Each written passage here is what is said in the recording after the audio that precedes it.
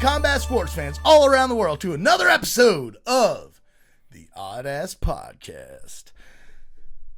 We've got some recaps. We've got an interview. We've got some fighter picks, a little BKFC, a little updating on the documentary and whereabouts of a one Taylor Deming, because he's been traveling all over the country. All kinds of juicy stuff to get into. Taylor, what is on your mind, brother? How are you feeling? Well, I'm a little under the weather. Just got back from LA last night at midnight, and I'm still getting used to the time change and all that. But man, we had a sick time. Saw tons of cool MMA gyms while I was there, like just all of them, man. But yeah, that's not why I was there. I was there to play some music at the Whiskey a Go-Go, but you know, had to do some tourist sightseeing while I was there. So it's all kind of cool shit, man. But to answer your question, I'm a little worn down today, so you might have to carry me on your back in this here episode. Hop on, brother. Thank you, sir. Hop on. Let's dive into some recaps. This weekend, man, that fight card was a lot better than people were trying to make it out to be. And it's funny, that's how most of these things go. Yep. You know, I had a lot of fun with it. I actually did win a little parlay on this one. So I was pretty excited about that.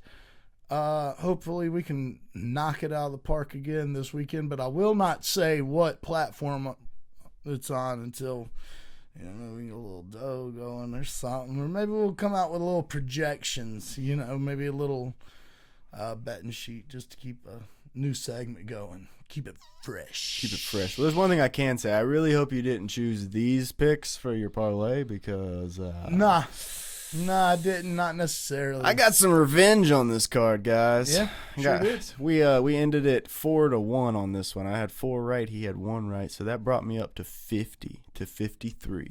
In all fairness, though, it was like. Oh, excuses. You pick that one, so I'm gonna pick this one. So you go pick that one, so I'm gonna pick this one. Hey man, I've been sitting over here every podcast saying I take the loss with honor. He's been whooping my ass. And then this man loses one card and he goes, oh, but I did it for the cash, son. Did it for the cash, son.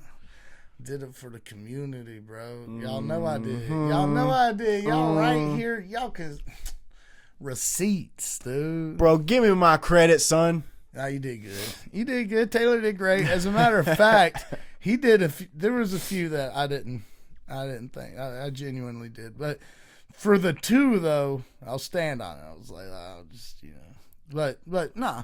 And in all fairness, who the fuck saw the main event going the way it did? You know what? Let's not get into it yet. Let's start the recap, and we'll get there. Yeah, one of those upsets, though, was Richie Long versus Cody Gibson. Sure was. Richie Long was actually the underdog in this fight. And I had a feeling about Mr. Long, and he did the damn thing. He went out there and he TKO'd Cody Gibson in 21 seconds, dude. He was long, all right. You know what Uncle Chael says? The best counter to a leg kick is a right hand straight down the middle. I bet he does say that. He does say that, and that's what Richie Long must have been watching some Uncle Chael before fighting Cody Gibson, because that's what he gave him. And it was a beautiful knockout. It was, man.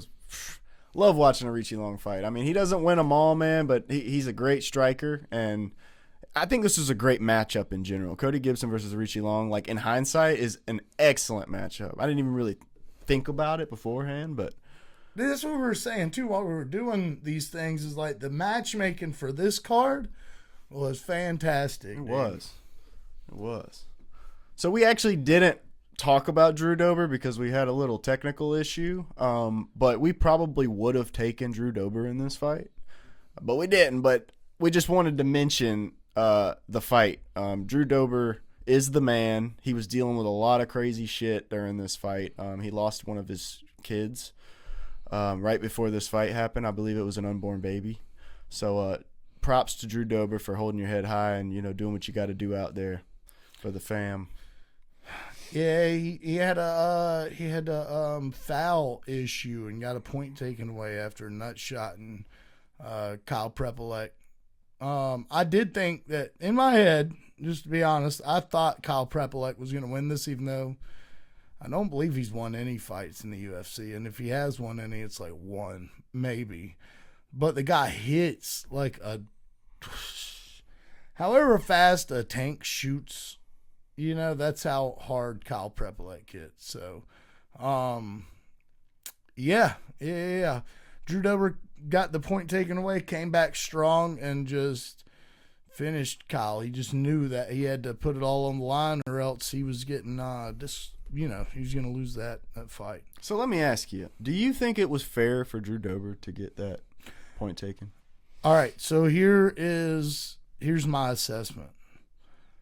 If you go back and you watch a nut shot, so obviously they get 5 minutes, right? If you go back and it's a flush nut shot, I believe there should be an automatic point. I don't care about the accidental foul or accidental nut shot. They say accidental. It doesn't matter if it's an accident. It happened. Eye pokes, I feel the same way. If you go back and you watch that thing touches the eyeball in this any kind of way right here, I believe it should be a point taken. I 100% agree with you, because at the end of the day, you are in charge of your weapons. Yeah. And if you're going to be a fighter with registered weapons attached to your body, and you're just going to frivolously throw those around and hit people in the private parts and poke them in the eyes, I think that should be a point taken too. But with that being said, now let me ask the second part of this question. Do you think they did Kevin Holland dirty? Yes. Me too. 100%. We'll get to that later. I just wanted to preface that with why I asked about Drew Dober. Yep. I do think Drew Dober should have got a point taken, but I also think Kevin Holland should have won that damn fight because of that. Because that was terrible to watch, bro. I mean, you don't fake that, bro. Come on. They were trying to say he was faking that. Anyway, next fight. Yeah. Kyle Nelson versus Matt Frivola. I called Kyle Nelson on that just because he's got that power. Dude, he looked like Canadian Sean Strickland. He did, dude. Or Canadian, the other guy. He just fought like last week. I can't that remember one his other name. dude. Yeah, that one That's other hilarious.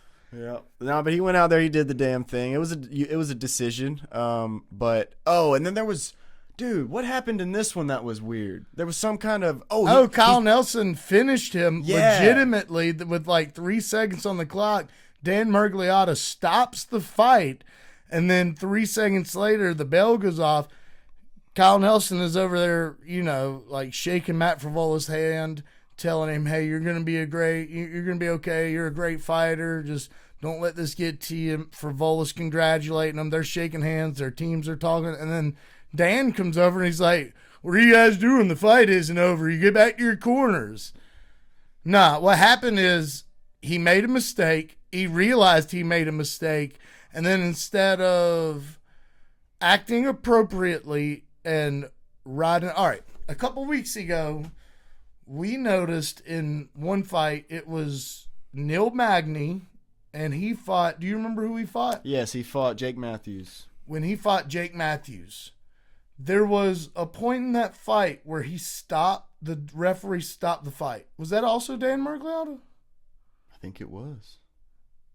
I can't remember who it was, but it was in Australia. I can't remember either. That'd be worth looking into at some point in time, after the podcast. But at any rate, the fight gets stopped.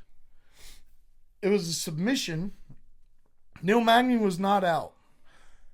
They start the fight back again, right?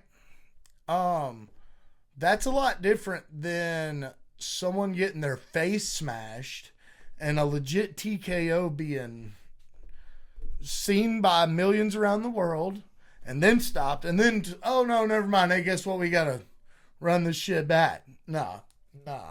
It's the opposite of that. I actually enjoyed the Jake Matthews and Neil Magny stoppage restart. No, hey, I made a mistake. No, that wasn't Dan Miragliotta. It was a different ref. It was a ref we don't see all the time. But, he owned the mistake in that time is what I'm trying to get at. And he said, hey, listen, no, that's not a actual stoppage. I thought he was unconscious, and he's not. Being that he's not, we're going to continue the fight. Okay, Dan did the opposite of that. While he did try to fix the mistake, you shouldn't have fixed the mistake. There was no mistake made. There was a TKO. He said he heard a bell. The only way I can see you getting by with hearing a bell is if you heard, or a horn, as if you heard a fan's horn. But here's the thing: if you go to a UFC, competition or event, you can't take bags in. They search the shit out of you before you get in there. People bring weed pens and vapes, and I got in with my Zens, but they do search the fuck out of you. It'd be very hard to get in there with even a small can of air horn shit. So you know what I mean? Yeah. So I don't see this. I see Dan saw they fucked up. He tried to fix it, but he should have owned up to his fuck up like the other ref instead of going, "Oh no, hey, I shouldn't have stopped this. I stopped the fight and the bell hadn't run." No, dude, you stopped the fight because he beat the shit out of this dude, and it should have stopped. At any rate, Kyle Nelson, he won the fight by unanimous decision against Frivola, but Frivola should have been stopped in the first round. Agreed. Up next, we got Charles Jourdain versus Davy Grant, and that was a firework of a fight, man. While it lasted. Charles Jourdain went out there like a madman and got it done by a guillotine. But Davy Grant, man, he's a worthy opponent. Yeah. And Charles Jourdain was just the better guy that day. He looked good. I didn't realize that fight was at bantamweight. Oh. Like during the fight, when they were walking out and they announced it, I was like, no fucking way. Davy Grant looks huge as a bantamweight. Charles Jourdain is a big bantamweight, but dude, he was actually moving like lightning. He looked like a bantamweight. He looked faster than a bunch of bantamweights. He was quick. As a matter of fact, I'll wait until later on, but I've got a pick for Charles Jourdain. He looked good. He got the knockout, and I'll tell you later on this card who I want to see that dude fight next. Who would you like to see Davey fight next? He didn't look bad. He really didn't. He looked tough. He looked durable. He just, man, it happens. It happens. It does happen. Especially when you're fighting somebody that moves like the Flash. Dude, yeah, Charles Jourdain was fast out there, bro. Yeah. For sure. Well, that was just another win on my belt there. that was my third in a row getting right. I'm sorry, I gotta rub it in where I can. Yeah, I don't get this opportunity very much. This was one of those ones though. But man, it felt good. I was sitting here watching the fights with my wife, and I was just geeking over here about all these right picks, man. Now this next fight you could definitely geek over because this was a 100%. I was riding or dying with Jasmine. Jasdavicius. No, man, I knew Manon had this one, man, and it's nothing against Jasmine. She's great. She's whooping ass all through the division, but dude, Manon is just different, bro. When do you see knockouts at women's flyweight? Not very much, dude. But what you do when Manon's fighting? Yeah, good for her, dude. Hell yeah, first round too, within a minute and 14 seconds. I mean, that's just impressive, man. Yeah, they didn't have time to really get going. Manon just must have felt disrespected coming into this shit and was like, "Oh yeah, you think? All right, yeah, well, I'll fuck you up in your backyard." She's got high level striking, man. Yeah. But then you got your revenge on this next one. We had Marlon Vera versus Ayman Zahabi, and Ayman Zahabi went out there and did the damn thing against Marlon Vera. Yeah. I mean, if I'm being honest, there was some kind of weird pick. I thought that Cheeto could have won this fight. I'm not mad at it. Either fighter could have done more to prove that they won the fight. At the end of it, I was leaning towards Cheeto. So, I don't know if we can break down which judges scored what on here. Let's see. It was 28, 29, 29, 28, 28, 29.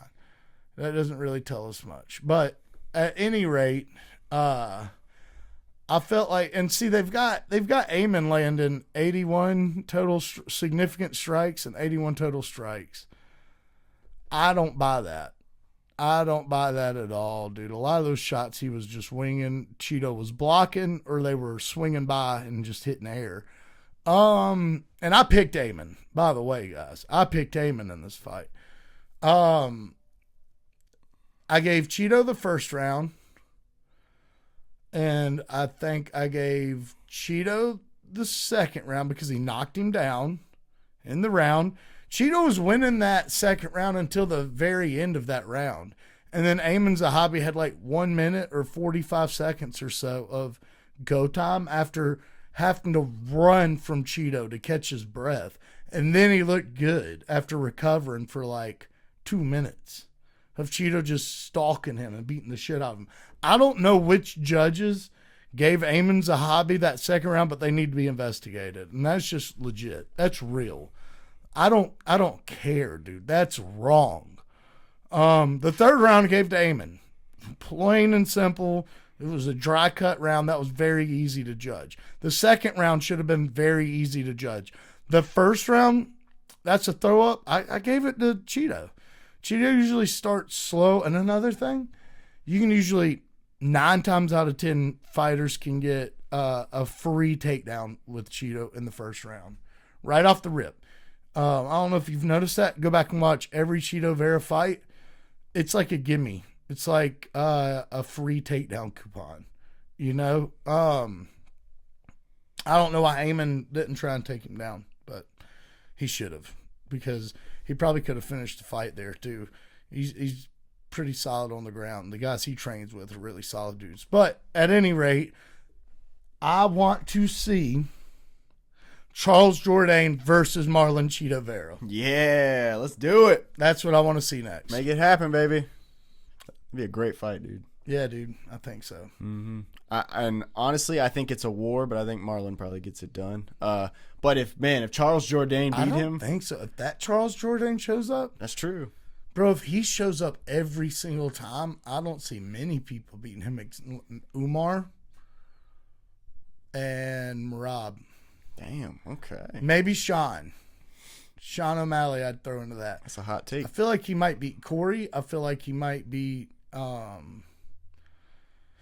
Song. I feel like he might beat who's the other dude up there? Piotr Jan would give him a solid run. Now, I don't know if he'd beat Piotr, but maybe. You know? Mm-hmm. Maybe. Well, up next we got Kevin Holland versus Mike Malott. Now, I don't know about you guys, but this one was hard to watch. I did not like seeing Kevin Holland grimace in pain for the whole fight, man. And it's nothing against him. He's a fucking warrior, man. But that judging, bro, like, why would you not take a point from Mike Malott and you took a point from Drew Because he's Dober? Canadian. And Yeah, dude, Canada. that's straight up fucking bullshit right Same there. ref, by the way. That shit pisses me off, man. It was the same ref, by the way. I don't like It's that. Dan Murgliata. Again. I don't like that shit. Isn't that crazy? That's crazy, bro. Yep. But dude, props to Kevin Holland for getting through that damn fight, bro. He fought the whole 3 rounds with his balls coming unattached, and God, that one really bothered me. I don't even really have anything good to say about this fight because I'm just overshadowed. I've seen people saying Kevin was faking it. Kevin was this. Kevin was that. After not the first one, but the second one. And they were saying like he was milking it or whatever, but I don't know. And then walking back, and he was acting weird when like the doctors were in there and they were asking him, you know, hey, do you want to continue? Do you want to? And he's like, he didn't want to fight, but he didn't want to. He didn't want to quit either. And then for Dan to be like, by the way, if you say you can't continue, this is a DQ loss. Mm-hmm. What? Yeah, I don't. In what world, dude? I just got fouled twice in a fucking row. In what world? I'd like to slap Dan Murgliata on top of his bald fucking head. In what world, Dan? Is that a DQ fucking loss? It's not. Get with the program. Ugh! I'm gonna blow fucking blood vessels out of my eyeballs. That pissed me off, dude. I'm just getting re-pissed off. I see that. It's not on Kevin. It's on Dan. He should have took the point the first time. All refs should take the point the first time. If you go back and rewatch that, it doesn't matter if it's an accident. It is a more than significant strike, is what it should be counted. You have a strike, then you have a significant strike. You should count more than significant strikes. A more than significant strike should be a knockdown blow or a foul. You know? A knockdown blow, something that, like, if you kick somebody and they're like, ooh, wobbling, that should be more than just a significant strike. I don't know what you'd want to call it. A fatal strike? I don't know. But he gets kicked directly in the nuts the first time. And then coming back directly after, too. That's the thing. This isn't long after he gets kicked again. And people were booing him. People online are pissed off and acting like, he was hoping that they'd call the fight and that he didn't want to quit, but he was just hoping they'd call the fight. I think that's bullshit. I think that he didn't know if he could fight, but he didn't want to quit. You know, to say all that other dumb shit's fucking stupid in my opinion. I agree. I've been hitting the nuts bad enough to where any movement hurts it. So yeah, I've puked. Yeah. It's usually it's over in 5 minutes, but sometimes it's not. And when it's not, you don't want to move, bro. Feel that shit in the back of my throat. Yeah, first you feel like you're going to throw up, and you just have searing pain in between your legs anytime your leg touches your balls. That's just like a normal person. Imagine letting a professional MMA fighter kick you in the nuts with a shot that was targeted to be something that was fight-ending to a gut or a leg. Yeah. Yeah, let that happen. And you tell me if you can get up in 5 minutes and walk, dude. That's like getting hit in the nuts with a Louisville Slugger. A baseball bat, dude. It's exactly what that is. Fuck Dan Mergliotta, though, dude. That fucking... Oh, I'm fucking getting mad, dude. On to the next one. Yeah, let's just We're going to move on to the next one. So we got Ranier de Ridder versus Brennan Allen. Fuck Dan Mergliotta!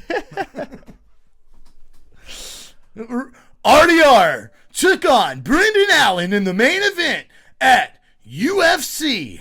Where were they? Vancouver. Yeah, and RDR, man, he quit on the stool. They say his corner threw in the towel for him. Whether that's true or not, we don't know. Some people say he quit. Some people say they threw in the towel. Either way, he lost the fight by quitting. Well, technically KO, TKO, but it's thrown in the towel is what happened. Yeah.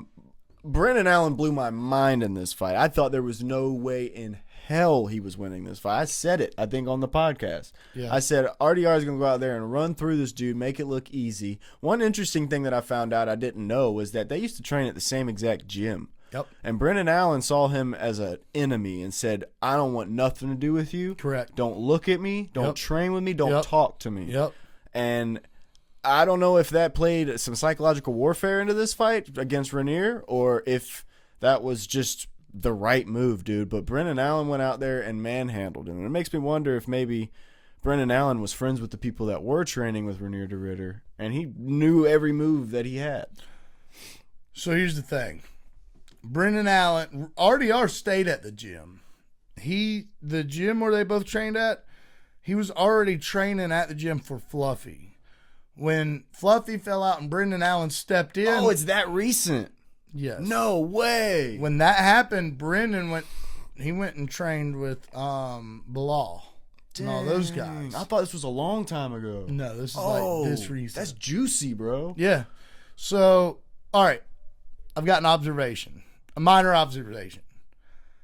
We've seen RDR quit on the stool once in one championship against Maliokin, or however you say that dude's name, the 3-division champion over at 1. But let's look at what both fights have in common. RDR was working his motherfucking ass off leading up to both. How many fights has he had in the past year? 4? I think 5? 4? I believe 4. It could be 5. I mean, we can look it up. He hasn't been home, but for like a couple weeks throughout the entire year. Think about how beat up the body has to be, you know? Let's see. 1, 2, 3, 4. Like going back to October, though, of last year. November's right here, so that's 5. Yeah. So 5 fights in 1 year's time. Not even 1 year, if you think about it. Yeah, that's wild. Almost a year, but not dead nuts. And look at the level of competition. I was going to say, and they're all killers, bro. Yeah, Gerald Mearshart, Kevin Holland, Bo Nickel, Robert Whitaker, Brendan Allen at the top of the list. Here's the thing, man. It could be a mix of burnout. It could be a mix of the body being chewed to shit, and it could be a mix of injuries. Think about that. How many times do we see fighters fight once or twice a year, but they have to pull out due to injuries from one training camp? This dude's had 5 in 1 year. That might have been what got to Fluffy, too, you know? Because he's fought a lot this year. Yeah, another prime example. Mm-hmm. Yep. Fuck Dan Murgliata. And I just think that, I want to give him the benefit of the doubt. I do. He's come here. He's worked his ass off. I feel like we're all entitled to a mistake every now and again. And it wasn't a mistake if you think about it. All right, here's another way of thinking about it. Okay? He took that ass whooping. He fucking took that ass whooping until it was unsafe for him to continue. Till he knew in his head, this is going to have everlasting damage done to my body. Is it worth it?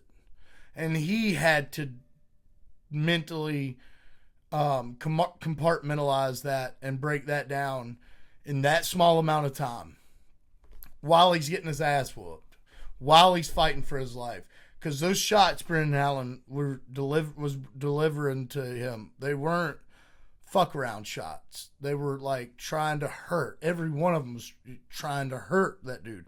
You go and look at round 1 when RDR has the top, or when they're rolling, but RDR has the advantageous positions, and the shots that he's putting on him to like sneaking submissions, the little pitter patter shots, they weren't the same shots that Brendan Allen was throwing to get his submissions off. That's true. Brendan Allen looked like he was punching that dude with concrete blocks for hands. And I think it was a smart call. I think that it doesn't look good, but it takes balls, man. It takes balls, dude. You know how scary it is walking into a fight that you know you're about to get fucked up in, but like there's no way around it. I don't know if you've ever been. I've been in that position one time, coming home from school and just knowing I wasn't going to be able to walk past this dude without going into some old people's yards that would shoot at me or call the cops. And I took a fucking ass whooping one time, dude. But it's like, it's scary, dude. That's all I'm trying to get at, is it's scary and it's not fun. And that dude, he came in there, thinking he was going to win. It was probably a big surprise they didn't get him out of there in the first round. The second round comes around. He understands that he's gassed, and then he takes 3 whole rounds of whoop ass. Bro, what was crazy to me about this fight is RDR was dominating until he tried to take the back. Yeah. If he would have just not tried to throw those hooks in and not take the back, dude, he could have won this fight.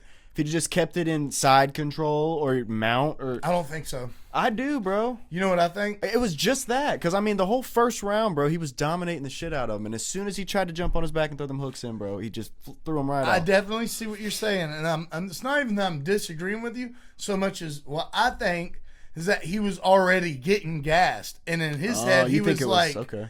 In his head, he might have been like, dude, all right, I've got to get him out of here as quick as possible. So your argument is that it is flat out exhaustion lost in this fight.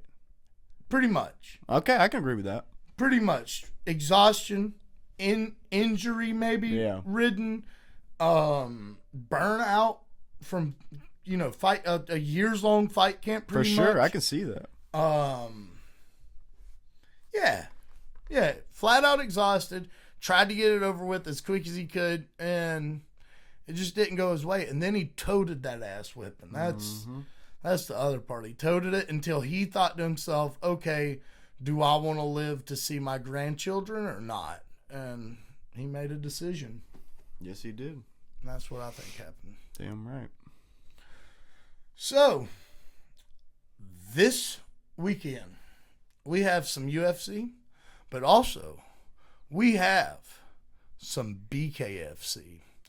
Can we scroll up and see exactly which one this is? Oh, never mind. It's right there. BKFC 83 goes down in Rome, Italy, when Camozzi takes on Sakara in your main event. Taylor, we've got two homies on this card. Yes, sir. We got Mr. James Get Down Brown, which I'm not sure if y'all remember. He was on the podcast last week. He did clarify.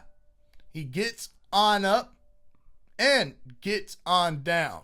Yeah, he goes both ways like that. Not like that, but no, like that. Whoa, pause. Hey, man. He does not. You made it weird. I was clarifying. No, I was you did clarifying. No, you made it weird. No, you did it. Yep. You guys heard it. Yeah, no, nope. you did it.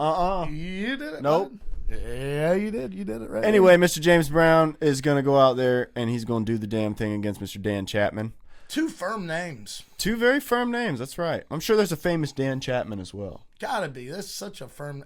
James Brown taking on Dan Chapman. Dude, that sounds like these motherfuckers rolled up their sleeves and did one of these right here. Dude. Why I oughta. That's funny. I actually DM'd him and we were talking about it. I said those exact words. That's hilarious.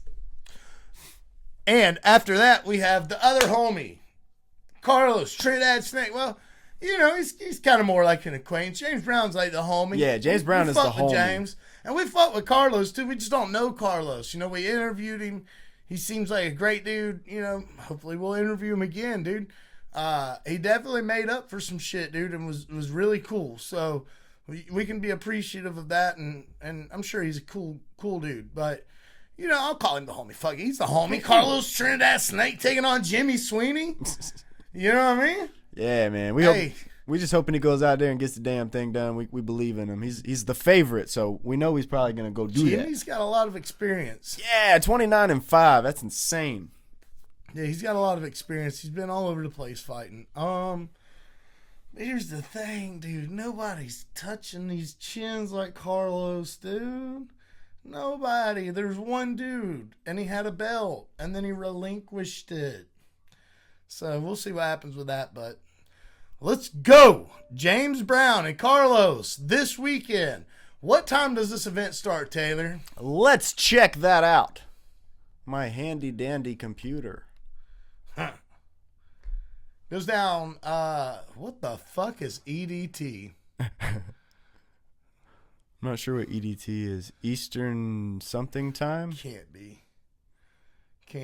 But you know what? It goes down October 25th, 2025. That's Saturday. It's more than likely going to be after UFC because UFC comes on in the morning. So we'll update you. We'll update you and you know, get you sorted with that. Keep you in a scoop. Matter of fact, we all have a little box in our pocket that has infinite knowledge and wisdom to every question you may or may not have. Maybe get on there and type in, hey, what time does BKFC 83 start in my time zone? And it'll tell you. That's right. Sure will. Not a bad idea there. That's a pretty good idea. Saved it. Yep. Sure did. Ladies and gentlemen, we have arrived. Speaking of BKFC, we have the perfect guest to follow up this little announcement. If you would, put your hands together for the violent BeastMode, Brandon Myers. What's going on, brother? What's up, Brandon? How you doing, brother? Yo. Doing great, man. Can you see me, hear me? Oh, yeah, dude. All of the above. Dude, that is a beautiful setting. Where are you at right now, man? I'm at my shop right now. This is the rooftop right here in Omaha, downtown Omaha. Shout out. Brandon, is your last name pronounced Myers? It's without the S. Yeah, Meyer. I apologize. Well, Brandon Meyer, thank you for being here and welcome to the Oddass podcast, man. One thing I'd like to dive directly into is you are an extremely interesting individual, so much so that I don't know if people know how interesting you are, sir. Could you start off by just telling us who you are, where you're from, and kind of the beginning of your story. I'm Brandon BeastMode Meyer. Uh, the beginning of my story, Oh, like yeah. how far back you trying to go? Hey, brother. Let's start with where you were born. What was childhood like? Okay. Uh, I was born in Fort Lauderdale, Florida. Um, Childhood was it was it was interesting, I would say. Yes, Um, sir. I'm the oldest of five kids, so it was me and my mom early on. She had me young. She was 19 when she had me, and then she moved to California at one point and had my brother. So I was born, like I said, in Fort Lauderdale. My brother's born in Bakersfield, California. My sister Tabitha was born in Columbus, Ohio. My brother Danny was born in Fayetteville, Arkansas, and my brother Chucky was born right here in Council Bluffs, Iowa, right over the river here. So we traveled a lot. Absolutely. Dang. One could guess, brother. Yeah, So let me ask you, man, at what age did you know that you wanted to be a tattoo artist? And what age did you begin to crave violence? honestly, you the second question would actually probably come first. I probably craved violence early on, if you would say that. um, no, like I said, I grew up the oldest of five. My stepdad was a pretty rough individual, so went through a lot of stuff with him, uh, kind of roughing us up, and then I had a my uncle. One of my uncles was in the Marines, and my other uncle was in the Army. My uncle that was in the Marine was pretty rough on me. He was uh I don't know. He went through the Marine Corps in the 70s. So it was a lot different back then. Mentally challenging for individuals, you know.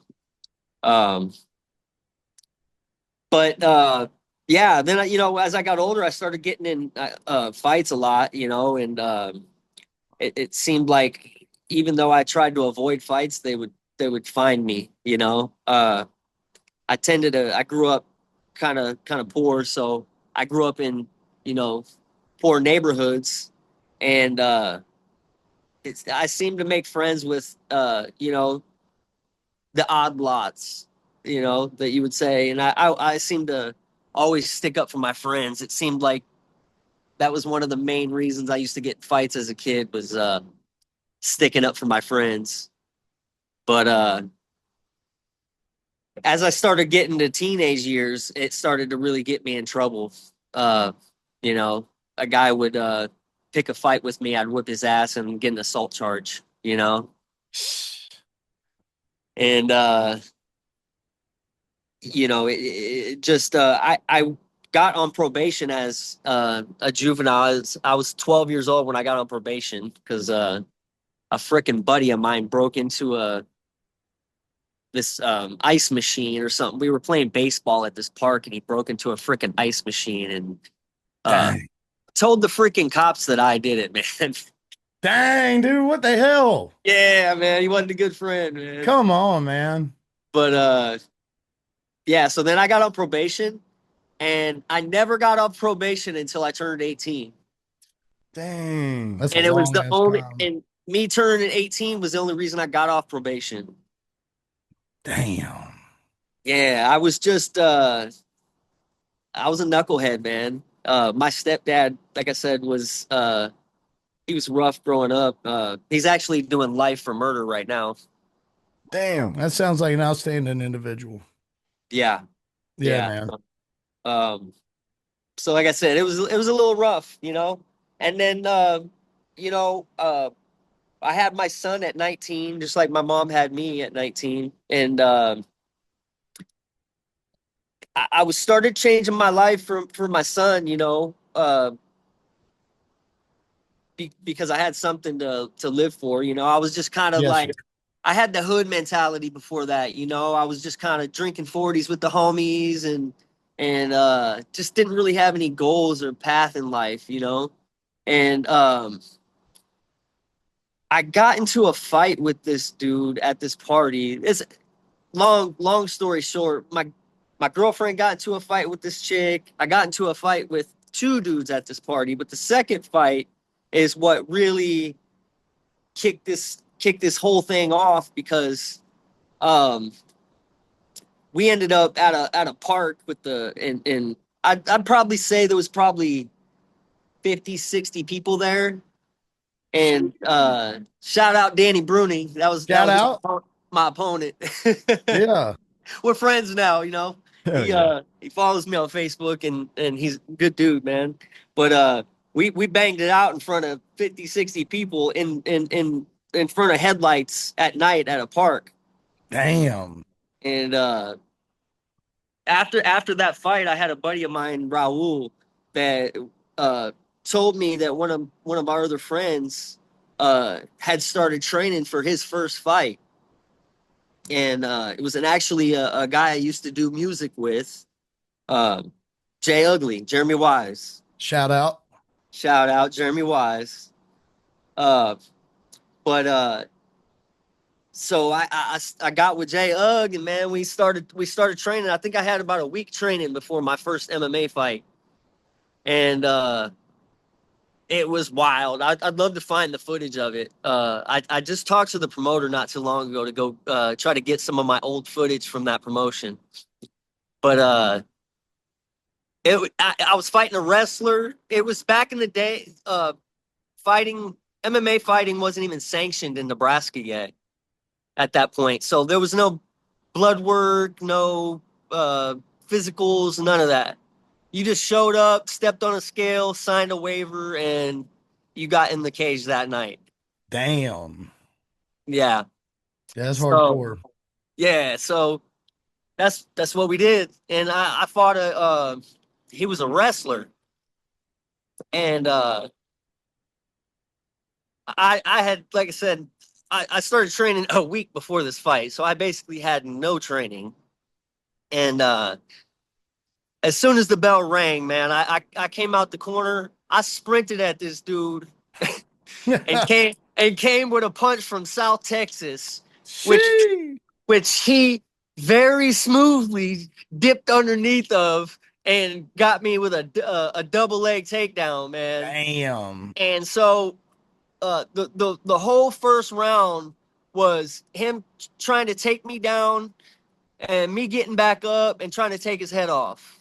And after the first round, my coach is yelling at me, man. We was working on jabs all week and you didn't throw one jab. And so I'm completely exhausted because now I realize how much energy a fight takes, especially MMA where it's wrestling and everything else. And so I got one thing in my mind. I'm going to come out to the next round. I'm going to throw a jab. So that's exactly what I did. I came out. I threw a jab so good and so clean and timed it so perfect. I almost took him off his feet with the jab, man. And it surprised me so much that it was so effective that I kind of like hesitated for a second. Hell yeah. So he tried to go for a takedown, and I ended up getting like a double crossface. He had like double underhooks on me. He had his head against my chest against the fence, and I kind of did one of these right, like a double crossface, and I pushed him away from me with my forearms. Yep. And I tripped him with my other foot. So I landed in his guard with my forearms on him like that. So granted, like I said, I'm exhausted at this point. So the ref, I'm sitting there trying to catch my breath for a second, but the ref is like, look, you got to move or I'm going to stand it up. So I just kind of looked at him and it was like, I don't know. It was just simplified in my head, man. I just reached up, cupped him by the back of the head with my left hand, pulled him up toward me, and it was just a little short little right hand right underneath, and it was like I seen this whole thing in slow motion, man. His head, his hands were like trying to hold my head to pull me down to him, keep me close to him. Yeah. But I felt his hands just go limp and fall off my head, and I watched him go out underneath me. And I remember throwing one more punch and bouncing his head off the mat before the ref tackled me off of him. Oh. And I got up, and it was kind of like, you know, that like, there's like, it's always, as a fighter, if you've ever heard it before, it's weird. It's like almost like there's a second of split silence before an eruption. You get what I'm saying? Yes, sir. Like there's that like dead, like pin drop moment when you knock somebody out, and then yes, goes sir. Crazy.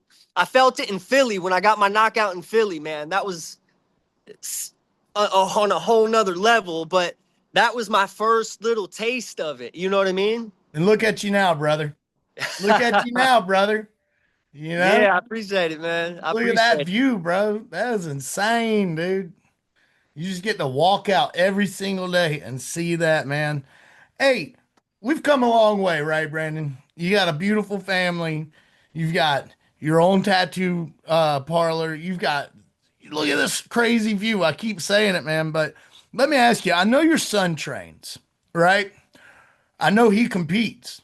Are you his main trainer? And what's that father-son complex like when, you know, I know you're a fighter, but like, are you nervous when he's competing, man? Tell me a little about that.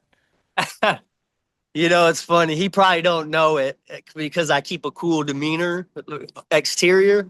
Yes, sir. But for some reason, I'm more nervous for my son's fights than I am coming out fighting world champions. Hell yeah, I can imagine. And yeah, I don't, you know, and I know he's perfectly capable, you know, and he's shown me what he has the potential to do, and who knows what his potential is, but I know it's you know, sky's the limit for him. He just it's the amount of work that he's willing to put in. That's right. That's right, man. He just competed in his first bout. Am I right about that? It was actually his first. It was his second bout. We went out to Indiana for his first bout. Indiana's a little kind of like wild west of fighting because they don't have, stuff wasn't sanctioned. It was kind of like crazy wild west show. Nobody knew what they were doing, but it was a good way to get his feet wet and get some competition. It was a modified kickboxing match. They just agreed to no kicks, so it was basically a boxing match. But in the state, in order to get a boxing match approved, they have to go through different channels. Yes. So it was just easier for them to say it was a modified kickboxing match and do it like that. But so yeah, no, he did well. He finished the kid in that fight, man. It was a good test for him, you know. Hell yeah, man. It was it was his first time cutting weight. All the above, you know. And he did extremely well. Super happy, you know. Hell and then this last match was the very first sanctioned kickbox. Okay, so this is notable. I fought in the very first sanctioned MMA event in Nebraska back in, I believe it's 2007 is when they sanctioned it. All these years later, fast forward, and my son fought in the very first kickboxing match. Oh shit, that is crazy. Yeah, Wow. yeah. So I was pretty happy about that. That was pretty cool. Yeah, man, that's got to make you proud, dude. That's got to make you proud, man. Well, give him an attaboy from the Odd Crew, man. Give him an attaboy because he deserves that shit, dude. I definitely will, man. Hey, dude. You're a wild fella. What's some of the wildest shit you've ever done? Just give me a prime example. Hey, don't incriminate yourself. Don't incriminate yourself, brother. Just, you know, a legal wild thing you've seen or done. Well, man. I can tell you. So I did. I don't know if you know this about me, but I did 12 years in federal prison. Yes, sir. Okay. We read about that. Yes, sir.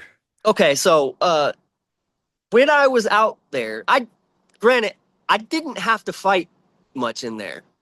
Cool. Really, not much at all, really, because I trained a lot. And when people seen what you did when you're training with these dudes, throwing big dudes around, and they typically they don't want to take the chance. Hell You know yeah. what I mean? Yes, sir. Those guys are more likely they're trying to sneak you with a knife if they can Oh get yeah. you in the back. But Oh yeah. I know a lot but about anyways, one of the funniest things ever, man, is I was getting ready to watch a football game, and down by the TV area, uh, everybody kind of has their place, their positions, Yup. and on the West Coast, it's super segregated. So the blacks got their TV, the white boys got their TV, the Mexicans got their. Well, actually, the Mexicans get broke up. The Paisas got their TV, the Serranos got their TV. So it's all broken up. But even amongst the white boys, we each had our seating area. You know what I mean? We each had our seat and where we sat, even around the TV. Yeah. So I'm an easygoing guy. Even in prison, I was easygoing. It would take somebody really disrespecting me to get me mad. You know what I mean? Oh yeah. So I go down to the TV area, and it's like the national championship. I think it was the year that the Oregon Ducks played somebody. Can't remember, but one of the guys that was down there was an Oregon Ducks fan. He was from Oregon. And the feds, people come from all over the country. You never know telling where they're from. So the dude's sitting in my chair. No big deal, right? I got a nacho bowl. I'm sitting there, munching, watching the game. I come down. I don't even say nothing to him at first. But after a couple minutes, I'm like, hey, let me get my chair, brother. Yeah. And he's like, hold on a second, man. Hold on a second. And he's real into the game, Yeah. And so I give him another couple minutes, man. And I'm like, hey, come on, man. Time's up. Time's up, Yeah. So he looked at me. He's like, you got money on this fucking game? And I looked at him. I was like, I don't give a fuck about your motherfucking money. You better get your bitch ass up now. Fuck your money. You done fucked up now. I ain't being nice now. And he so he acts like he's gonna get up, right? And he all of a sudden turns around and kicks this chair at me. And it was go time. I throw a 1-2 head kick. He just got out the way of the one. He got out the way of the 1-2, and the head kick, I slapped him with the foot. So then my homeboys are like, the whole unit goes quiet. And my homeboys are like, take his ass to the room, because they don't want me to get in trouble. You know what I mean? Yeah. So I'm like, I calm down for a second, and I'm like, all right, get your motherfucking ass up here. So I go upstairs. I'm on the second tier is where my cell is. So I go up there, and I go into my cell, and I come out my shirt, and I turn around, and he walks in the cell. As soon as he walks in the cell, one of my friends came up behind him and shut the cell door behind him and put their foot on the door. Oh yeah. You get what I'm saying? That's kind of like standard procedure. So if shit gets wild, that door don't pop open and bang open. If that door pops open, it'll bang against the wall and be loud as shit. And now we're getting in trouble. Yeah. So so he tells the story, man. It would be funny listening to him to tell the story, man, because he always would be like, he's like, man, I looked in the window. He was talking to him. He said, I looked away and he disappeared. Oh shit. Not this motherfucker. Because this motherfucker, he as soon as he came in the cell and the door shut behind him, he was talking all that tough shit out there. Now he's trying to cop deuces. Now he's trying to talk. Now he's, you know what I mean? So I told him, listen, motherfucker, ain't no talking. I'm going to give you one chance. Put your motherfucking hands up. Yeah. As soon as he put his hands up, I hit him with the same 1-2 head kick. But this time I landed the head kick. When I landed the head kick, his head bounced off the wall, right? And as he's falling from his head bouncing off the wall, I hit him with a flying knee on the way down. Like, Damn! what happened? You know what I mean? Like, it happened so fast. It's like Shit! it's like combination. Do. You get what I'm saying? Like, it happened so Whoa. fast. And then all of a sudden, man, this dude's laying on the ground and he's got this puddle forming underneath his head, right? God. And he's twitching. He's like twitching, but yeah. he's making these like moaning sounds at the same time, bro. Oh, like, no. You thought you killed this motherfucker. dude, I'm telling you, like, there was blood splattered all over in the corner. I had blood all over the shorts I was wearing. Yeah. Man, I'm telling you, I was in my drawers in the sink, scrubbing my shorts out while this dude's flopping around on the ground. I put those in my laundromat, put some new clothes on. By the time that happens, this dude's kind of like coming around. I kind of sit him up, right? And I got a towel, and I'm like, I had been like scrubbing at the walls while he was just kind of like laying flopped out. Yeah. And so now I got another towel for him, and I kind of helped prop him up and put this towel to his head, man. And I'm like, listen, you fell in the shower, bro. Yeah. He's like, man, I ain't gonna say nothing. I'm like, all right, man, get the fuck out of here then. Dang. I got a similar story. So listen though, this poor dude. Listen. So the dude gets up, right? I let him out the door. My buddies are looking at me like, what the fuck? Because this dude, imagine he goes in there, right? And he's moaning. They hear him moaning and shit. Oh my God. Yeah. Like they don't know. Yeah. Like they think I'm fucking this dude up the whole time. Yeah. Like, but it was just that one combination at the beginning. Dang. So, and the rest was cleanup. So, like, he walks around the tier, and as he's going into his cell, one of the Paisas, or no, it was the Sereno. One of the Serenos on the other side, dude named Taco, man, looks up at him, and the dude looked down at Taco and was like, "What?" Oh, hell no. So he's mad that everybody's looking at him and shit. You know what I mean? You gotta so wear now, that. So now Taco wants some smoke, man. Yeah. And so we had to tell them, because there's no hands policy out there with certain races and certain gangs and stuff. So oh boy had to end up taking 30 seconds to the body. Damn. After that. Shit. Yeah, it was bad. No, that is wild. I asked for something wild, and you gave us something wild, bro. That was one that I could tell you. You know what I mean? Yeah. Dude, I have a very similar story, only I was the one receiving an ass kicking in jail. But what happened? All right, let me break it down because I ain't no bitch. But what happened is I went to jail on some bullshit. I was 18, so I was a jit. You know what I mean? By the way, it got expunged because I didn't even do shit, but it doesn't matter. I ain't gonna get into all that. What happened is Uncle's a weekender, small town work camp type of jail. He's bringing in tobacco because the big dude, JR, is like threatening to fuck him up if he don't bring in tobacco on his weekends. Long story short, when Kyle leaves, he leaves me the tobacco, what's left of it. I'm in the shower one day, and you know how it is. There ain't no covering. You just down in there naked. You got this one little thing that goes across, and it ain't even tall. I'm short, and it didn't even go tall enough to cover everything.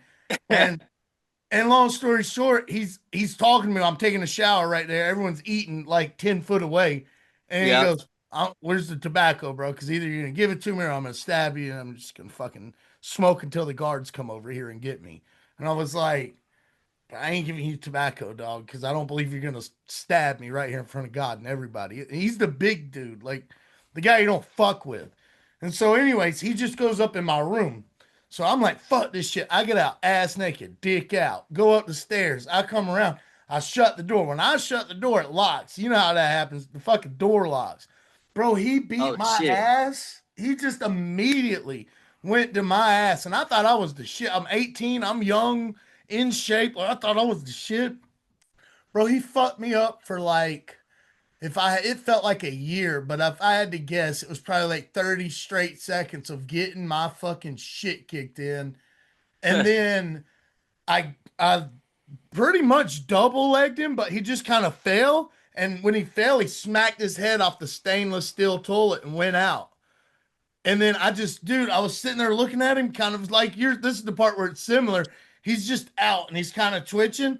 And I was like, well, fuck, if he's dead, I'm fucking getting my get back, bro. I just start kicking that bitch in the fucking stomach, dude. Hell yeah. No, we got in a lot of trouble for that, though. We did get in a lot of trouble. There was no cleaning it up. And nah, dude, I got in a lot of trouble for that, dude. That's funny, man. Hell Fuck yeah. yeah. That's crazy, man. So hey, let's dial it back, brother. What passions do you have outside of tattooing and fighting and just hurting people? I like being out in nature, man. Hell yeah. And during the summer, man, I'm out. I'm trying to be out on the water. Like one of the things we do around here, man, we go on the river, and we'll tie a bunch of inner tubes together on the river, man, and float Oh all yeah. day. We'll go up north and float all day. We'll have a whole keg full of whatever, eat, drink, stop, throw the football around. Yep. We'll make little stops along the way. That's one of the little pastimes. But I like to definitely like to ride my motorcycle. What kind of bike you got, man? I got a Harley. I bought that after my knockout in Philly. That I took the knockout bonus and bought me a Harley. Nice. Hell yeah, dude. How long you been riding? I haven't been this is my first bike. Okay. This is my first bike. So I did it's a an 883, little sporty. Oh hell yeah. Yeah, they're But fun, dude. but They're fun, bro. dude, but you know what I mean? I threw some bags on it. I threw a windshield on it, Come on, bro. Um, threw a couple little things on it. It's comfortable. I don't need nothing crazy fast. Not That's yet. right. Dude, that's the best learning bike there is out there, bro. It really is. I don't ride. I've rode around whenever I was in welding school. It was in Jacksonville, Florida. So all of my buddies rode, and one of my buddies had an 883, and I rode with him. Something that Dad and my mom's passed, so I'm not gonna have to worry about her hearing this, but my dad will hear this, and it's the first time he's ever heard this. I quit riding because somebody smacked me. I was on my buddy's 883 Harley, and this Honda Civic ran me clean the fuck over at a red light. I was just sitting there, and I just looked over in my mirror and seen it, and just all Honda hood, dude, and just clapped my Man, ass. that's Yeah, dude. So I wow. quit riding after that. It scared the fuck out of me, dude. It's understandable, man. People out here crazy. They don't look for motorcyclists. Like I'm actually going on I'm doing a ride tomorrow for a kid that just passed recently. Same thing. He was sitting at a stoplight, man, and a drunk driver cracked him at the stoplight. Hit and run. They ended up Yep. getting him later, but Fuck. the kid had his motor. He had his helmet on and everything, man. He was just sitting at a red light and got smacked. It's terrible. You know what I mean? Yeah, man. Nah, man, So that does suck, dude. It's a good thing you guys are doing that for his honor and for his family. Are you gonna be making any stops, or what's the itinerary looking like? I'm not sure. It's kind of last minute. They just throw it together. There's some friends of mine actually. Um, One of my tattoo clients. It was their kid. And so we're gonna do a memorial piece. Actually, not tomorrow. It's Saturday. I have a tattoo. They have an appointment scheduled for the tattoo tomorrow, though. But the ride Cool, is Saturday at 1 o'clock. cool, man. Well, Got my that's good date that mixed y'all are up doing here. that. That's good that y'all are doing that, brother. So let's jump back into BKFC a little bit, brother. Towards the end, we've got about 9 minutes left, and towards the end of these things, I like to ask odd pod questions, and I kind of like to kind of spitfire questions, right? If you could change or two things about the rule set in BKFC. Would you change anything at all? And if so, what would it be? Um,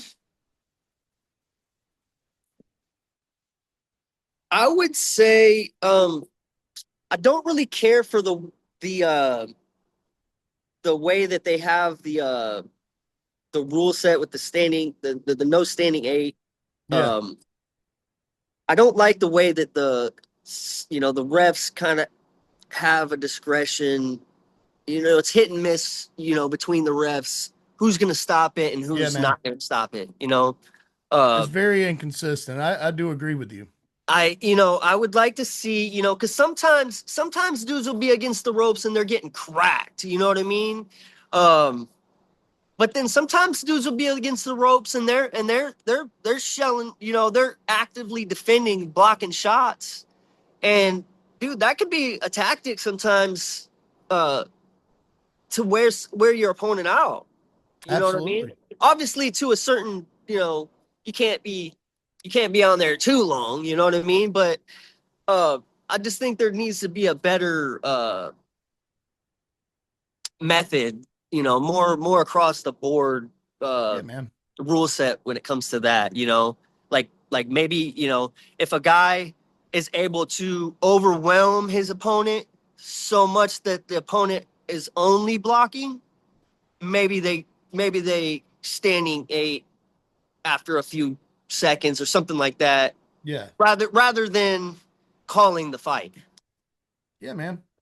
I agree with you. And they've got commissions for this. It's not that hard to do, bro. No, and it's It, not it like my last fight. That was a fantastic stoppage. yeah. Fantastic. Like I was clearly exhausted, tired. I couldn't fire back anymore. And he was getting shots through. Um, that was a good stoppage. Perfect example of a good stoppage. But there's been some other ones, you know what I mean? Not just with me, but across the board with other fighters, um, where a guy will be against he'll be against the fence and or the ring, and a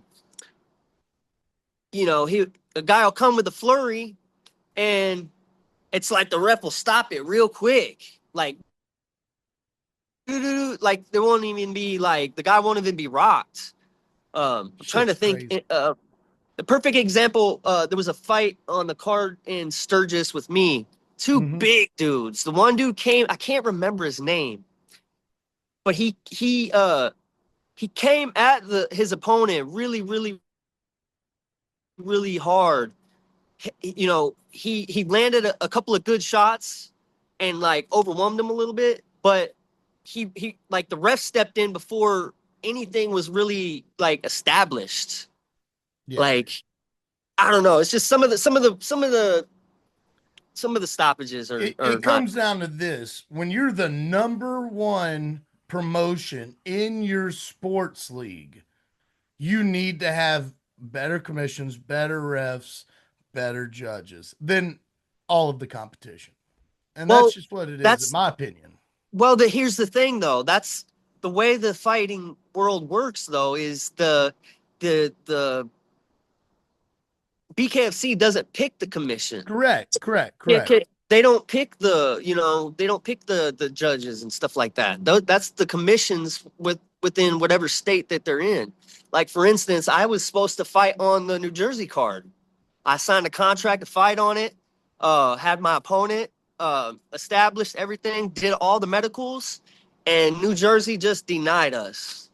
Like Yeah, crazy, dude. like Crazy. no explanation given, nothing. Uh, Same thing with Frankie Edgar. Yeah, I was about to say that. As far as but I think BKFC might have pulled him for some reason. Maybe there was something with his medicals that wasn't right. He's saying his medicals was good, but I'm saying mine were too.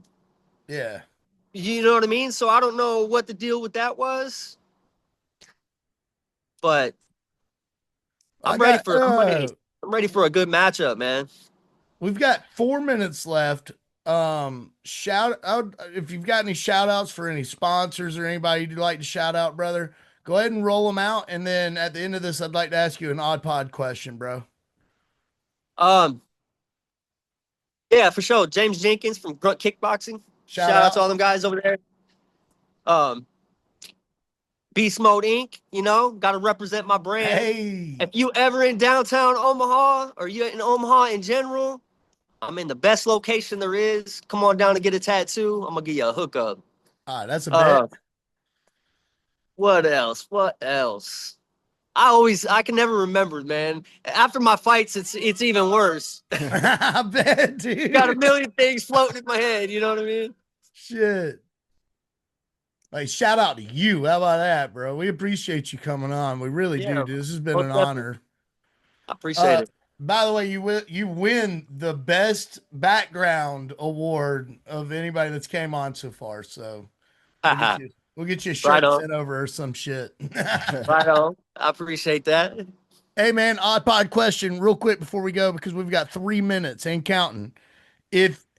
Would you rather travel to a different point of time, or would you rather travel to a different dimension but have a escort, so to speak, show you around that dimension, but you got to stay there wherever you go, if it's the time or the dimension? I'd rather go to a different time. Hell yeah. Where are you going? Man, I might go back to the 90s. Oh, hell yeah. Dude, I might go back to the 90s and all the shit that's like popular now. I'm gonna come up with all this shit. I'm gonna come up with Facebook. I'm gonna come up with Amazon. I'm gonna do all that. I'm gonna be the mega billionaire, and I'm gonna make some changes with that money. Hell yeah. That's a great answer. Talking about AI. Oh yeah, laptops, we gonna do all that. PlayStations. Hey, brother, it has been an absolute honor. And listen, man, if you ever want to come back on, dude, just hit us up, dude. I mean, this has been a pleasure. It truly has. Thank you. Most definitely, man. I appreciate it. Well, hey, man, keep it odd and holler at us sometime, Brandon. We appreciate it. Most definitely. Have a good one. Take care, buddy. Hey, it was a pretty good interview there, bro. Yeah, man. Feel like we reeled him out. He come out slinging. Dude, that dude has a hell of a story. Yeah, he does. I mean, damn. 42 years old and bare knuckle fighting, man. We salute you, sir. You are the man. Yeah. What a guest. What a guest. What a dude. What a man. What a father. What an athlete. You know? I know. I just talked to the guy. Yep. Just now. It's a good conversation. It was a nice conversation. I really liked it. This weekend, Saturday, at Etihad Arena, live from Saudi Arabia, we have UFC 321 Aspinall versus Gone. Taylor, what do you think about this? Oh, I'm shaking in my boots about this, son. What are you rating this card, bro?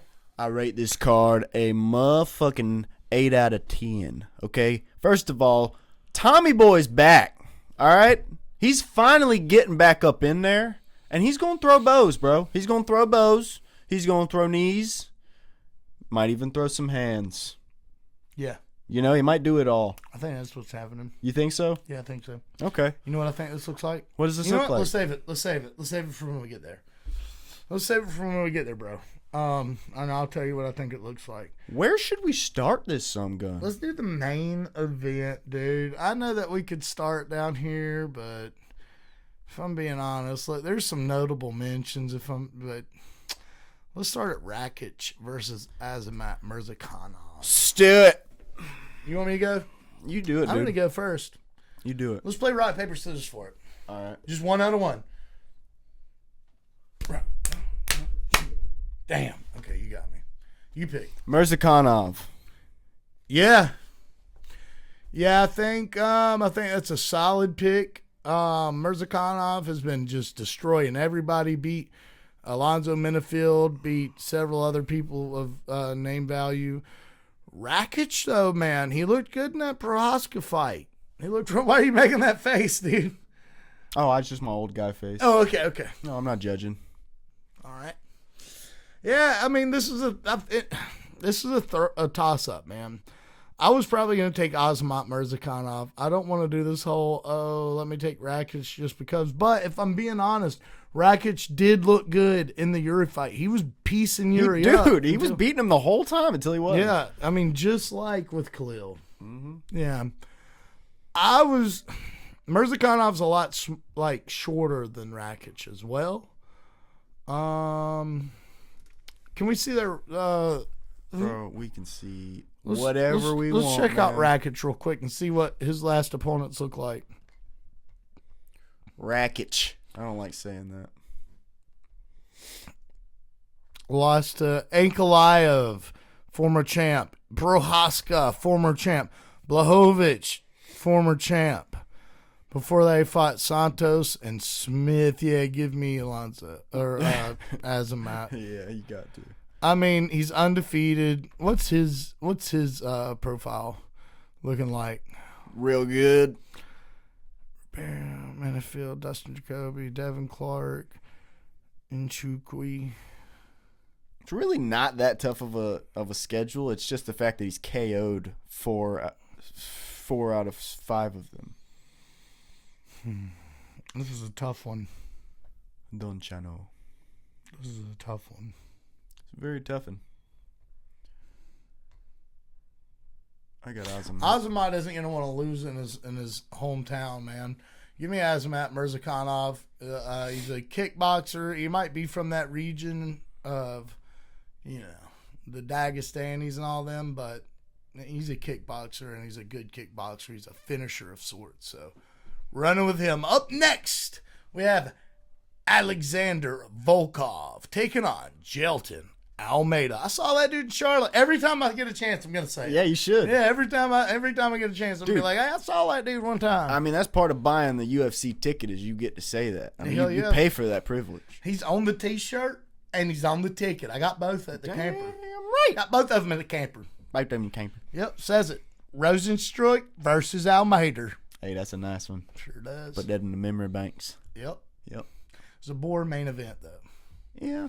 No, it was a boring main event. It was. Oh, that was when they avoided each other the whole time, wasn't it? No, Jelton. Yes, and then Yeah. Jelton just took him down and sat on him, and then got him up against the fence, and then like John Jones, Cyril Gondam. Yeah. Just kind of like I think he just choked him out, and then they stopped the fight. But leading up to that though, it was a great card, so you can't complain. I wasn't complaining. Yeah. I stayed there for the whole thing, even the post fight. He's giving his little talk there, but I dipped right after that.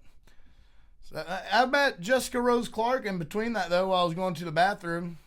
Well, I didn't really meet her. I kind of saw her, and then she was about to get bum rushed by fans, and we made eye contact, and it was like she kind of gave me one of these and I was just like, nah, because dude, I'm not trying to get. I gotta take a leak, dude. I gotta go, but. Jess, hey, if you're out there and you ever see this, just know I would have came and talked to you. It's just I saw the wave that was coming to you, and I believe your fiance, husband, boyfriend at the time, whatever that dude was to you, coach, I don't know. But, I had to take a lead, girl, so. Who do you got in this fight, brother? I believe it's your turn to decide first. I'm taking Volkov. Taking Volkov, I'm taking Jelton Almeida. Yeah, no, I don't actually, and I don't blame you for that. But here's the thing, bud. Volkov has been working hard on only defense, not just wrestling. Like, everyone goes and learns wrestling. No, siree. Volkov has been working on kickboxing, boxing, taekwondo, and wrestling defense. And I think he looked good versus Gone. There was a bit of grappling in that. And I think that we found out, with Jelton's past fights, that as long as you can shuck that dude off of you, he's gonna get tired pretty quick. And with a guy like Volkov that can really, really strike from range, That's not what you want, bud. That's not what you want. I really like Volkov, and I normally do choose him over anyone, but something about Jailton Almeida, man, tells me he's a rising star. Yeah, and I mean, listen, I wouldn't blame him. I very well might lose this one, you know. I'm not even going to call this a 50-50 fight. If anything, I think this is a 70-30 fight, 70 being Jailton and 30 being Alexander Volkov. But, brother, with Alex Fajeda being the champion again, Charles Oliveira just winning, Max Holloway holding the BMF belt against the people he has. Who else? Tom Aspinall being champion at heavyweight. Like, we're in that universe. We're back in the cool universe, baby. And I think Alexander Volkov is going to knock out Jailton Almeida. All right, you heard it here. Sure do. Up next, we got Umar Nurmagomedov versus Mario Batista. All right, I went first in the other one. It's your turn. Give me Umar. Yep, me too. I mean, how could you not pick Umar? Mario said he's knocking him out in the first round, though. I would love that. Dude. That would be awesome to see, because it's not going to happen. It would be a miracle. Yeah, but the thing I do like about Mario is that he usually does call it. And it won't be like on ESPN Sports Center, obviously they're not. But he'll be like, you know, someone will be like, oh, well, what do you think? How are you going to finish this fight? And he'll usually be like, dude, it's going to be close, man. He won't never say like, oh, it's going to be a unanimous decision or it'll be a split decision. But he always goes like, oh, it's going to be close. No, this time he's like, nah, dude, I'm knocking this dude out in the first round. You know what I mean? And like, I want to believe him, dude. But here's the thing. He's from that O'Malley camp. We all know O'Malley and Umar, for whatever reason or another, they don't get along because they want to rebuild that Conor-Khabib rivalry, which makes no sense whatsoever. O'Malley is Mexican-American. Umar is Dagestani. So, like, that doesn't make sense. Mm-hmm. Yeah, but Umar. Give me Umar. I think that he's just better. Sorry to put it like that. It is what it is. I think you tell me which discipline, and I think Umar's better. Mm-hmm. That's it. Mm-hmm. Just think he's better. I'd be agreeing. Up next, we have Verna Jandiroba taking on Mackenzie Dern. I'll go first. Man, this is a rough one. This is a rough one, man. So, Mackenzie's already beaten Verna. Verna's looking really good and looks like she's laser focused and locked in. Everyone's giving Mackenzie shit because the only footage that Embedded is releasing or any outlet anywhere is releasing is Mackenzie in a bikini somewhere. They know what they're doing, guys. Let's dial it back. Before any of you guys go judging Mackenzie Dern that bad, I do think Verna Jandiroba's winning the fight. Let's get that out there. But it's not like Mackenzie's just hanging out in the sauna or out at the beach or out at the hot tub or out at the pool or out at the tanning bed in a bikini all the time and not getting ready for the fight. These channels and outlets and media organizations are going to release the pretty girl in the bathing suit hanging out with her butt cheeks out because she's a Brazilian and only wears thongs or G-strings or whatever you want to call that style of bathing suit. At any rate, if you go back and look at Verna Jandiroba's wins and her streak, she's beaten better competition for a longer duration of time. Mackenzie Dern is hit and miss, hit and miss, hit and miss. Sure, she beat Verna a long time ago. These were two very different fighters. And Verna broke her fucking nose in the process. Geez. So take that for what you will. I'm taking Verna Jandiroba in the rematch against Mackenzie Dern. I'm also taking Verna Jandiroba. Dude, do we got the same picks except for Alexander Volkov and Yeah. Jailton Almeida? Yes, we do. I'm taking Cyril Gane. Just playing, dude. Tom Aspinall is taking Cyril Gane in the main event. I think we all know that I am taking Tommy Aspinall. Tommy Aspinall. Aspinall. Aspinall. I don't know the actual song. Yeah, that was pretty good. Hey, hey, hey, hey, hey, hey, hey, hey, hey, hey, hey. You know I don't know the song, but I like it. It's in Europe they do the soccer songs. Chants. Yeah, they do the chants. That's the Tommy Aspinall chant. There's a legit chant, and they go, Tommy Aspinall, Tommy Aspinall, Aspinall. And then they go, hey, hey, hey, hey, hey, hey. They do that. That's funny. Yeah, dude. Give me Tom Aspinall as well. I will say, watching that media day, man, the pre-fight press conference, Cyril Gane looked real confident, bro. He looks on. He looks like more confident than I've ever seen him. Like he's just smiling, relaxed, he's in bro. Better shape. Better shape. Yeah, dude. So I'm a little nervous for Tom, to be honest, just because Tom's been so inactive for so long. But even with that being said, I still think Tom's gonna get it done. Any other time I would have normally said Tom's going to go mop the floor with him, but I actually think Cyril Gane's going to show up for this fight. I think Cyril Gane's biggest problem is his mental, you know, his mental struggle with fighting, which some people have a really hard time with and some people don't. I think he's one of those people who have a really hard time with it. Or maybe all of them have a hard time with it and some are just good at hiding it. You know, I don't know. But either way, Cyril Gane looks real good, but still give me Tom Aspinall. Man, all right. This can go a couple ways. Cyril has more than just a lucky puncher's chance. He's one of the best heavyweight strikers on the planet. Saying that he only has a lucky puncher's chance is idiotic and redundant. That being said, I think this fight looks one of two ways. Either like Alex Bejeda just did Magomed. I think that if Tom Aspinall can move forward and cut off Cyril Gane at the fence on the cage and just start breaking that dude apart, that he'll get the knockout and quick. I think it will legit look like Poatan versus Big Ink. But yeah, if not, I do see this going a lot longer than John Jones versus Cyril Gane. And the thing that sucks about that is that people are going to criticize John. Or people are going to criticize Tom for it. But, I mean, go look at that. That fight was so weird, dude. It was weird. It was a very weird fight. Who gets taken down, lets another man sit on him, dude, without any kind of defense. Again. Just sits there. I think Cyril Gane was scared shitless, bro. Yeah. I think he was a 5-year-old boy in that ring, dude. Yeah, and Mentally. I've seen folks say, "Oh, he just didn't know what to do." No, he shit the dude, bed, he bro. shit the fucking bed. He was terrified, frozen in fear, dude.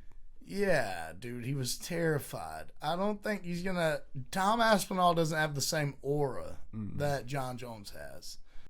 That being said, I do have Tom Aspinall winning this fight, but Cyril Gane looks like a whole different man. I agree, dude. I think he's going to go out there and look really good, but I think, you know, I can even see this going to a decision and Tom winning. I know these dudes probably don't see very many decisions, but... Well, Cyril Gane does. He does? Yeah. I think he's got like 1 or 2 finishes in the UFC. I can see that happening, but... Where Tom Aspinall only has fought for like 8 minutes, I think. Yeah. 18 minutes, maybe. This might be his longest fight. Yeah. Kind of like Gilbert and Hamzat. Yeah. Let's see. Do they have a Tom average on here for old Tom?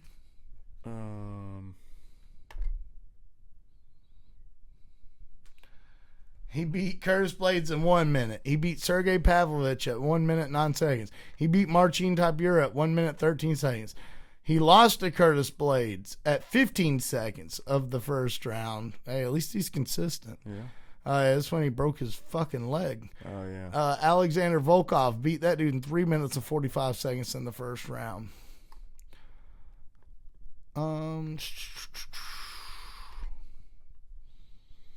Wow, look at his record, bro. Look at that record. Cage Warriors. Ooh, he was putting in some shit.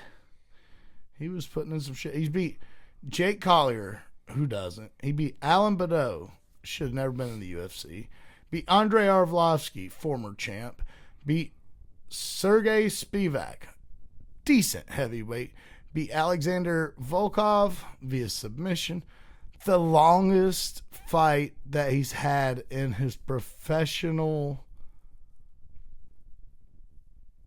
career has been 3 minutes and 59 seconds into the second round against Stuart Austin at Bama 21.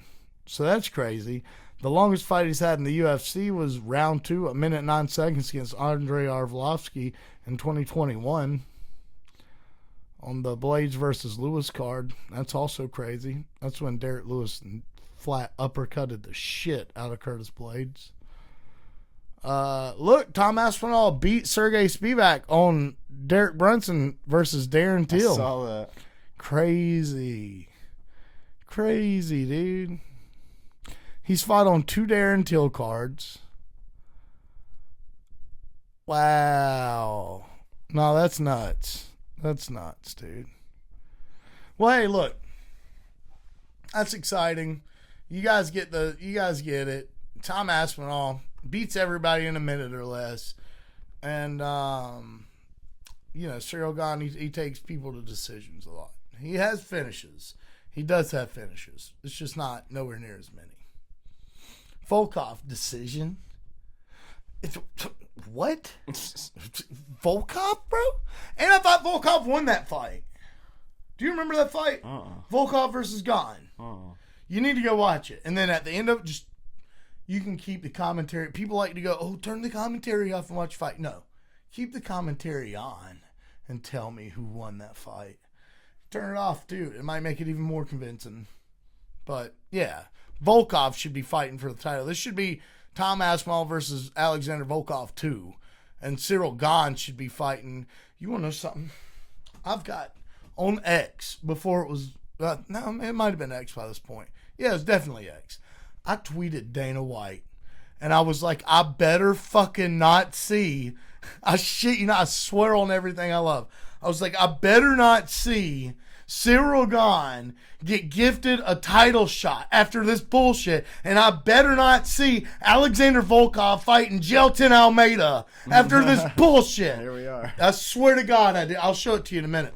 That's hilarious. Hey guys, thanks for coming in. If you wouldn't mind, if you like this shit, drop a like, drop a comment, subscribe, follow, do the do, man. We love coming here and doing this shit, and if you love being here with us, man, let us know. Talk to us, man. We're responsive. We like talking to our fans, man. We fucking love you guys. Until next time. I think it got a little odd. It got pretty odd in there. I mean, there was some rants. There was some dance. There was some... Fuck Dan Mergliotis. Ants in my pants. Yep. It was a good one. It was a good one. End it right there. Yeah, dude.